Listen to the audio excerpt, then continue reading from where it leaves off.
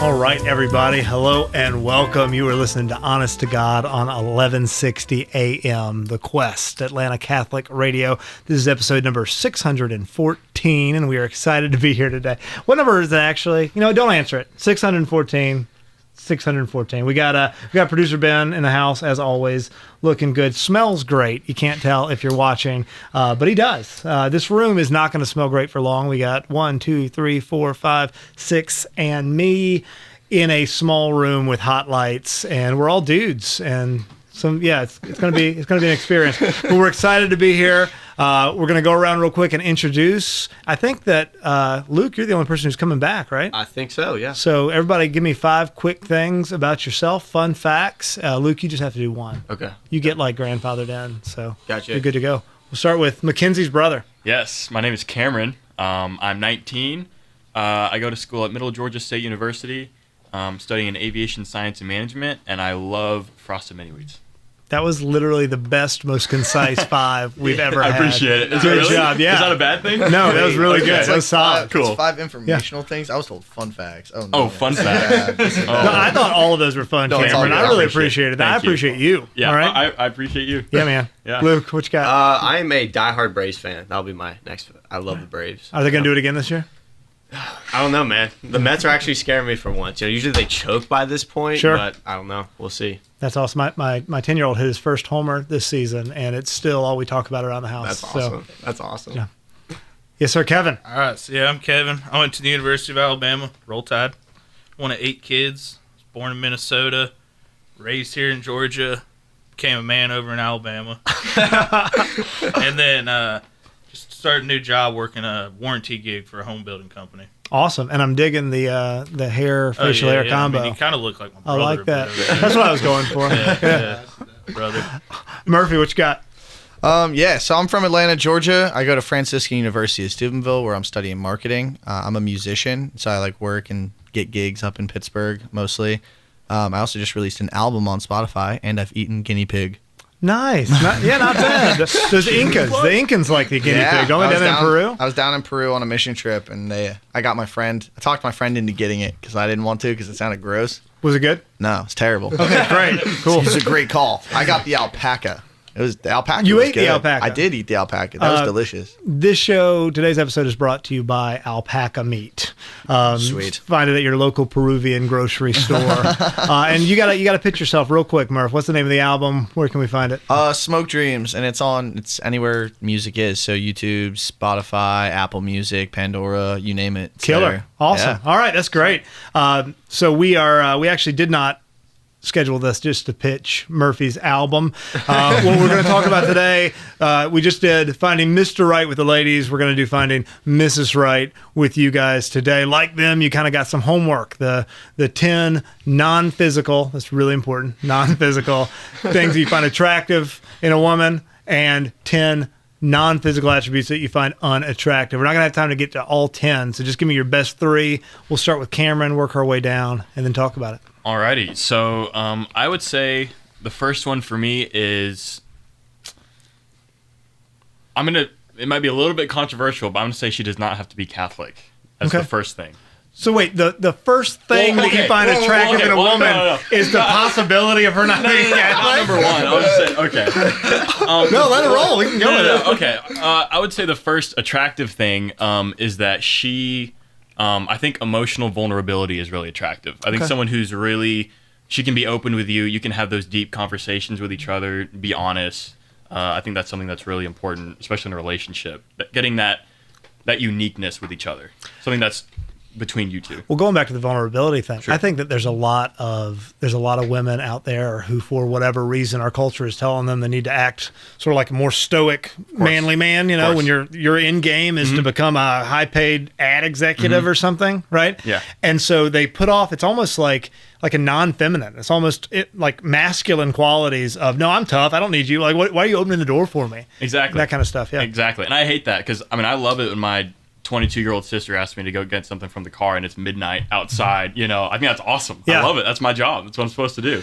Yeah, I think that and this might be controversial as well. I said this when I was talking to the girls earlier, that I honestly think that every man or every boy, right, from a very young age up through, an old man in the nursing home, they want to be a man. Mm-hmm. They want to slay dragons and protect princesses and fight for good and all of that. And I think our world's trying to beat that out of us. So that was awesome. Absolutely. What about you, Luke? Well, I was going to add to what you just said, which is I want to.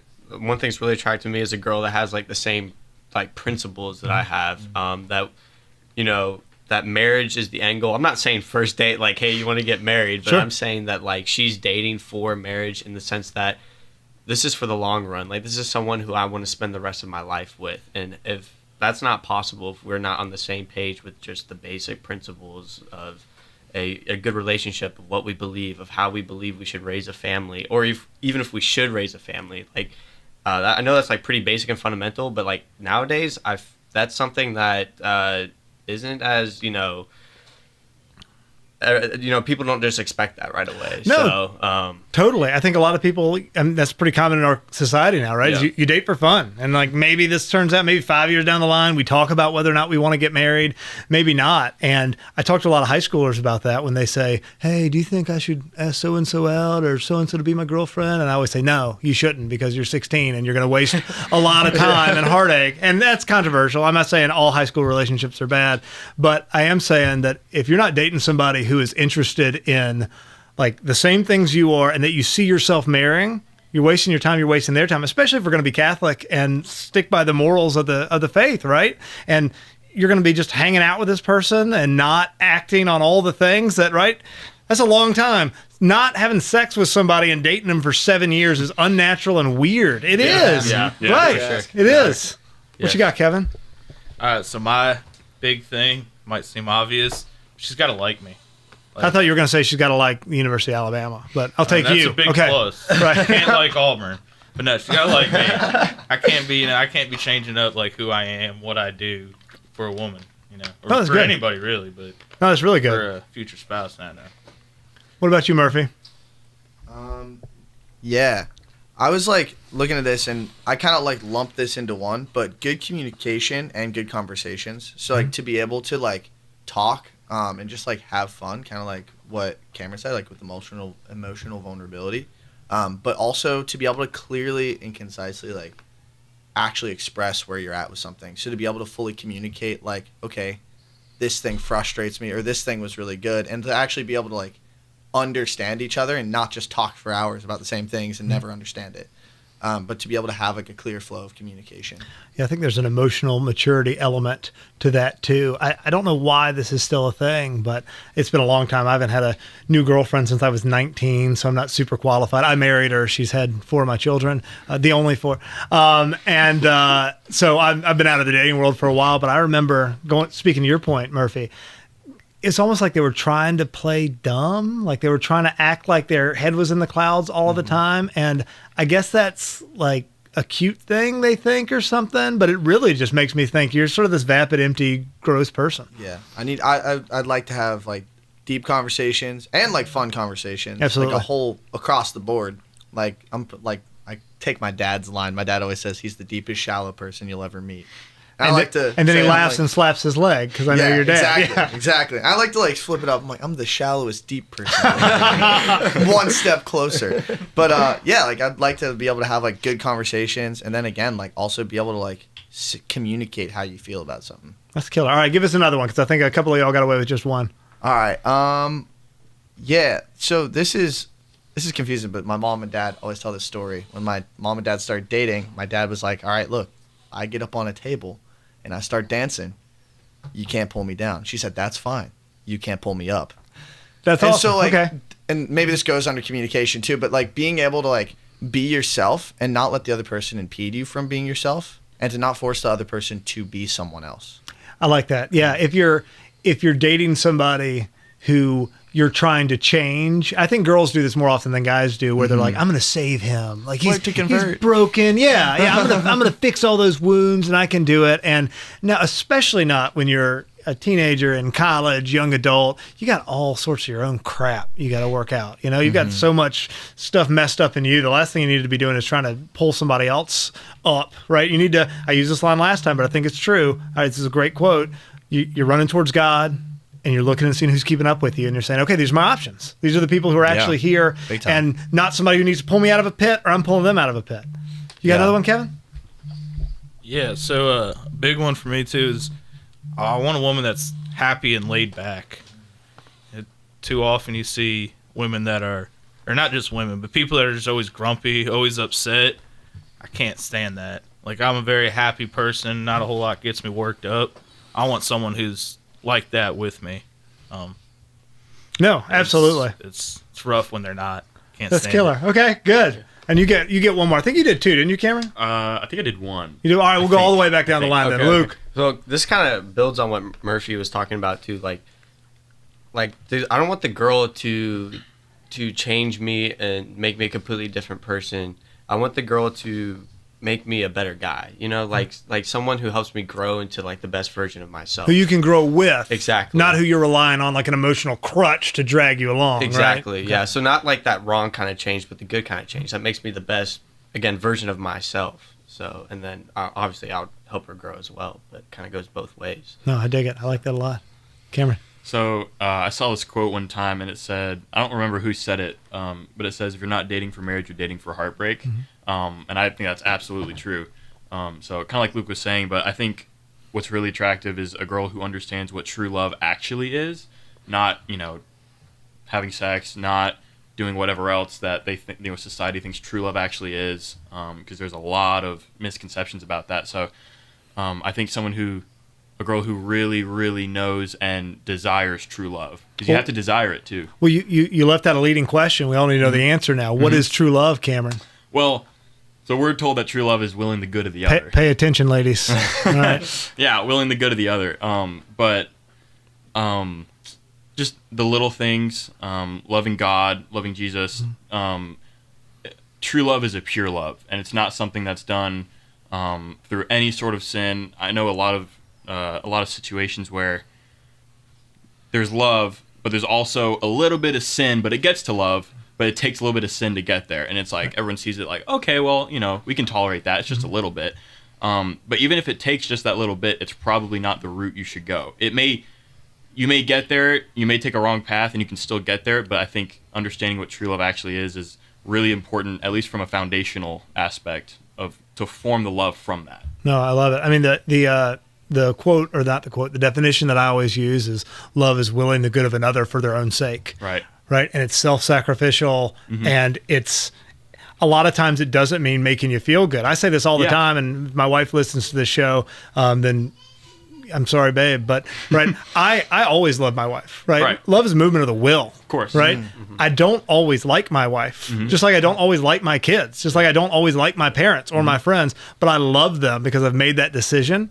And I think if someone doesn't understand that, they don't understand that love is not, whatever they saw in that rom-com or something, Totally. But it's an actual movement of the will. I don't think there's somebody worth continuing to pursue a relationship with. I totally agree. It's not an emotion. It's a choice. Right. And it's something that you do for the other person, like you're saying. I heard something that if you go into a restaurant and you see a young couple and an old couple, the difference is that young couple is talking as fast as they possibly can, and the older couple is not saying a word to each other. Right. It's not that the older couple doesn't love each other, because they probably love each other more than the younger couple does, because they're just figuring it out.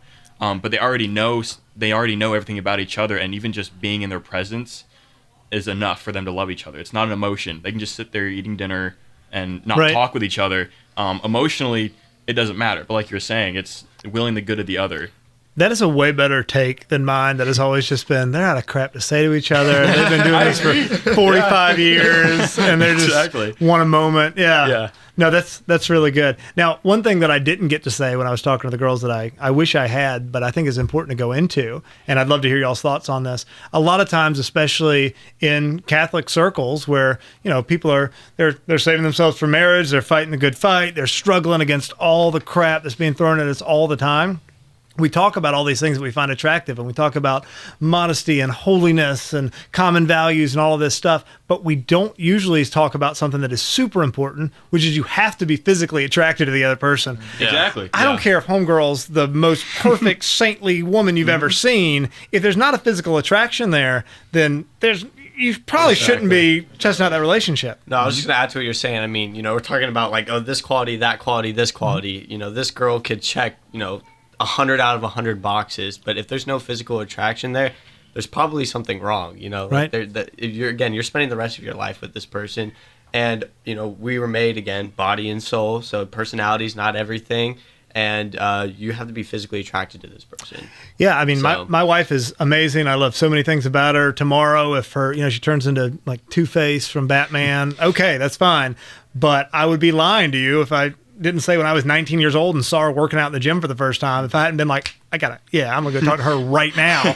We wouldn't be married right now. Yeah. So I think that just goes without saying. We don't have to continue down that line unless you guys have any more thoughts on that. Not really. So one thing that I'm interested in, and I'm not asking for gossip, I'm not asking for dirt, please no names or anything like that, but I am curious, and we haven't gone over the things that you find unattractive yet, but taking into account the things you wrote that you found attractive, and keeping in mind those things that you find unattractive, the girls in your life, high school, college, post-college, right, in the career world, how have they measured up to the things that you wrote down on your list? What do you think? I've been blessed, honestly. I've met like a really solid group of Catholic girls, and like, I'm not dating all of them. We're all just good, solid friends. Not dating all of them. Yeah. So, but yeah, no, I've actually been blessed to know like good Catholic girls that actually check a lot of the stuff on that list. That's awesome. And that's a blessing, man. But I've also seen the other side. Like I put myself in the wrong position where I'm like, I know we'll talk about the unattractive stuff later, but I was like, yeah, this is not it. This is not it at all. So I'm glad I've kind of been able to see both sides, kind of see why, those good qualities are actually really important. So. Okay. What you got over there, Murph? He has something to say, I can tell. Thinking. Yeah, so can you repeat the question? I'm curious, right? Thinking about the things that you wrote down for unattractive versus attractive. We live in this broken world. We live in 2022 in the United States of America. Where we are right now is sort of suburban, empty, nothingness, culturalist wasteland in a lot of ways. How do the women that you have met in your life, high school, college, so on, how have they measured up?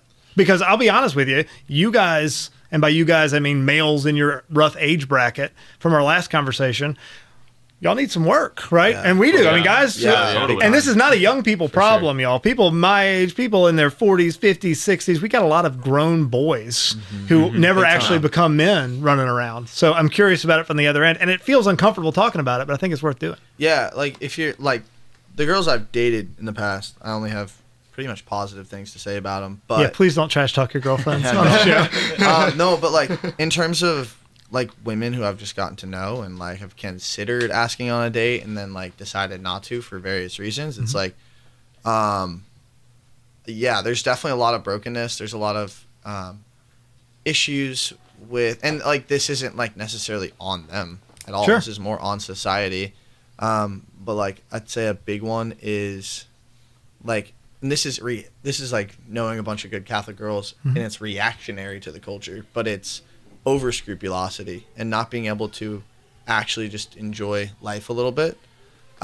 Like I've just known girls who have been unable to, I don't know, like let loose and like just have a good time, as well as like, alcohol is a thing and it's okay to use, as it turns out. Right, but I assume by let loose you don't mean getting drunk and hooking up with a bunch of guys. Exactly. You mean like, I don't mean that. I mean, I'm like, not so uptight that I can't go out and have drinks with my friends. Having 3 drinks is okay, and like hanging out with the guys and like hanging out with friends and family and like being loud. I'm a loud person myself, and so like I get louder when I have one or two in me, of course. And so it's like, it's being okay with that and realizing that that's a full part of life and that's perfectly okay to exist, not always, not all the time, but like to be able to go out, have a good time, have a few beers and be loud and be boisterous. Like it's okay. It's not the end of the world to like be a little bit loud, to be a little bit out of the pocket. And kind of to what you were saying, I think a lot of men, really, they want to have a dragon to slay. They want to be, in a certain sense, wild. There's a book called Wild at Heart that I'm currently trying to read. I'm like dyslexic, so I've gotten through the intro, so there you go.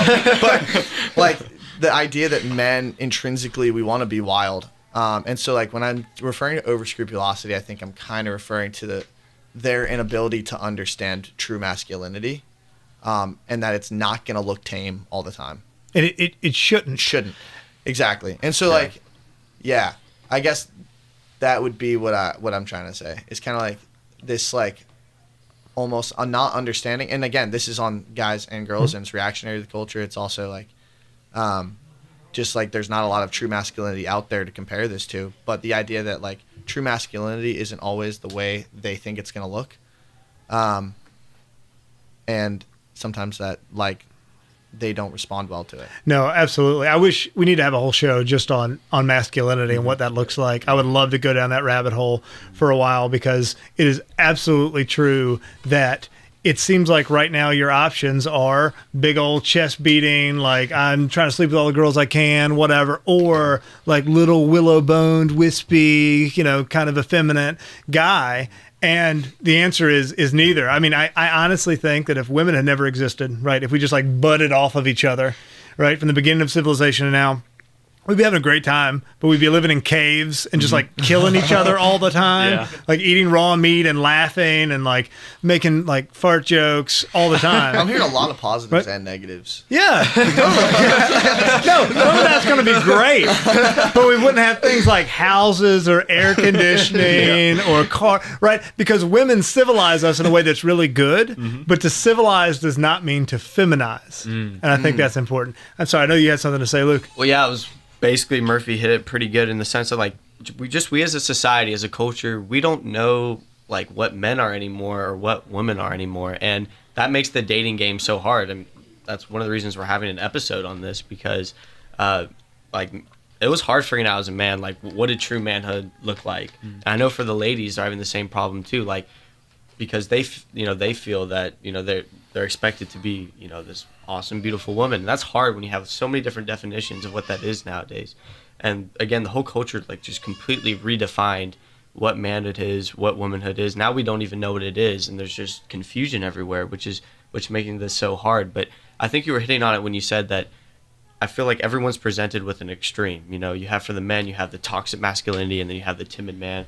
For the woman, you might have the dishwasher sandwich jokes side versus the prostitute, right? Yeah. And one of my favorite virtues is temperance, and there's always that middle ground, and I think that's where we need to try to shoot for on both sides. I think that's where you find the most fruitful identity in your manhood and your womanhood right there. Well, so that's a perfect segue into something that I wanted to ask, and I didn't ask this to the ladies, but I wish I had.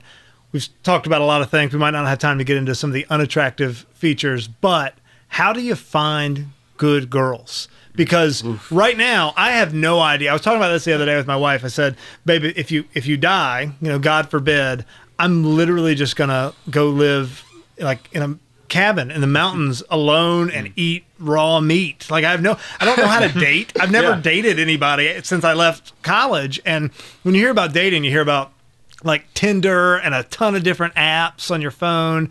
And it just seems like, I don't know where I have no idea where you find good girls. I'm not looking, which is nice. But where do you find them? Any advice, any thoughts? I believe if we knew the answer to that, we wouldn't be sitting here right now.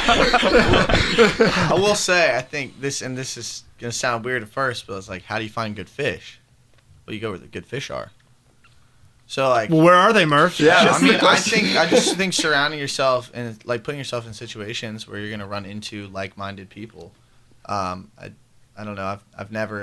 I haven't ever been like actively searching for a girlfriend before, or like in as much as like going out and like trying to meet people. for that purpose. But I've been like in situations of like I just got back from a summer camp, Annunciation Heights, and surrounded by a ton of awesome women who check like a ton of the boxes we're talking about. And so it's like, I think if you put yourself, and not to say you should serve at a summer camp or something to like just meet women, that would definitely not be the right way to go about it. Fringe benefits, However, maybe. It's not like however, the Lord's going to bless whatever reason you go to do that with. I'm sure he'll break you down and build you back up. But like just putting yourself, and I think honestly, you won't have too much of a problem with that if you make yourself available to the communities that are full of these women who are living out virtue. That's like the same answer that was given a while back. It was a few weeks ago. We were talking about community, and they were saying, go do the kind of things you want things. people who you meet to be doing. That's like you You said. can find them there. It's like you said, and I think it works with friends too. It's like you walk towards Christ and you work towards Christ, and then you look to your left and right. It's like, who's with me? That's killer. Yeah. Yeah, so you asked us to make a list of 10 qualities that we found attractive, and while I was writing them, tons of qualities that I think everyone else would agree with. I started thinking, there's no perfect girl, and no one's perfect. So it's almost, in a sense, when you're looking for someone, what imperfections are you willing to live with, and what qualities are you willing to live without? Because you can't get they can't always, they can't be confident and holy and, all the different things all at the same time. So, and in a way that's a little bit disheartening, but also I think there's so much beauty in that, because that is what a relationship is. On one end is building each other, that willingness to grow. You have to have some sort of, I don't want to say deficiency, but absence of some quality so that you can grow. You can't grow if you're, already as big as you can be. Sure. But I think that's really beautiful is those imperfections, and then just learning to love them throughout the imperfections. I'm sure you experienced that with your wife, just loving her through all the imperfections. No, absolutely. That's fantastic. I wish we could keep this conversation going. I wish we had a lot more time. We're about done. I think that we need to continue this, and I'd love to have y'all back on to do a masculinity show sometime and talk about what that looks like. We got, what do we have, a minute left, Producer Ben? Something like that? Just about. Okay. So normally we do like popsicle sticks or questions. We'll do something quick. Fight to the death. How many cats, like house cat sized cats, you got to kill them. I'm sorry if you like cats. They're going to kill you if you don't kill them. How many cats could you kill at once if they were all trying to kill you? All of them. No, by the end it's like that World War Z movie where there's waves of cats. I'm passionately against cats. I agree. I'm passionate against lots of things that I can't kill an infinite number of. That's fair. So I guess I'll give you the number 20. I think I can. That's a big difference from all of them. That's fair. I think I could rock 20 cats worlds though. Okay, that's fair. You can run over more than 20. That's so true. No, you don't get a car. You get what you're wearing right now, and you're in the middle of a basketball court. We'll bump it up 25. Okay. We do not endorse any sort of animal cruelty here on the show, for the record. This show is also sponsored by the American Humane Society. Go out and adopt a cat today. Anyway, Kevin, how many cats could you kill if you had to? You have to, though. Not for fun. I'm not much of a cat guy, so probably about 100. I feel safe in saying that. All right. You think you can get to 100 cats? Oh, yeah, for sure. Luke, what you got? I mean, I feel bad. It's like the hate cat club over here, but like, I agree. I don't like cats at all, so I would have no problem strangling the cats if they're trying to. They're trying to kill you. Yeah, they're trying to kill me. Self-defense. So it's self-defense justified again. So, but it won't be like also a cute dog trying to kill me. No. It's a little bit different. It's a cat. So I have a cat. I've got a barn cat that lives in the barn behind our house. We live on a little working farm and eats mice. And I share the feel. I'm much more of a dog guy, but I will tell you this. I prefer kittens over puppies. I'm sorry. I prefer dogs over cats all day long. It's like an object of a cat and a dog and a kitten and a puppy, though. Yeah. Kittens and puppies are for cuteness, and so yeah, cats win. Little kittens win. But like, I'd much rather have a dog. Dog and a cat is so different. All right, Cameron, close us out. I'm gonna say 30. 30 I could cats? do 30. Once the adrenaline wears off, I think, start to get a little bit messy, but No, I like Yeah. that. Modesty was one of the things girls put down as Yeah. attractive, so that's good. thank you. All right, guys. Well, that is all the time we have for today. I think we are over time. Thank you guys for being here. Thank you everybody for listening. It has been awesome. This is Honest to God on 1160 AM, The Quest, Atlanta Catholic Radio. Thank you so much. God bless.